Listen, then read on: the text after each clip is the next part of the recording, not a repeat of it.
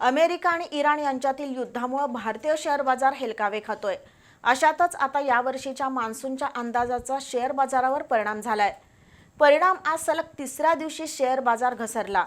दिवसभरात सेन्सेक्स 1092 अंकांनी कोसळून 74,775 अंकांवर बंद झाला, तर 359 अंकांनी घसरून निफ्टी 23,547 वर आला। त्यामुळे गुंतवणूकदारांचं सुमारे 5.17 लाख कोटी रुपयांचं नुकसान झालं।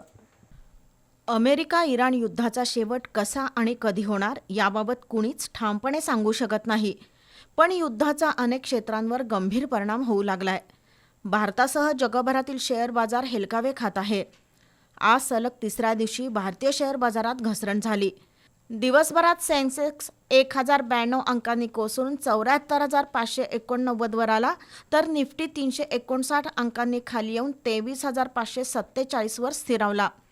गुरुवारी बकरी ईदमुळे शेअर बाजार बंद होता, पण त्यापूर्वीच्या दोन्ही दिवशी शेअर बाजार खाली आला। एकीकडे आखाती युद्धाचं सावट असताना यंदा भारतात पावसाचं प्रमाण सरासरीपेक्षा कमी असेल या अंदाजाचा शेअर बाजारावर परिणाम झालाय। परिणामी आज एका दिवसात गुंतवणूकदारांच्या संपत्तीमध्ये 5.17 लाख कोटी रुपयांची घट झाली। Power grid, NTPC, Tata steel, Mahindra and Mahindra, Bajaj finance या कंपन्यांचे शेअर्स चांगलेच घसरले, तर L&T, tech Mahindra, SCL tech, Infosys या कंपन्यांचे शेअर्स वाढले। पण शेअर बाजारातील ही घसरण अनेकांसाठी छातीत धडकी भरवणारी आहे।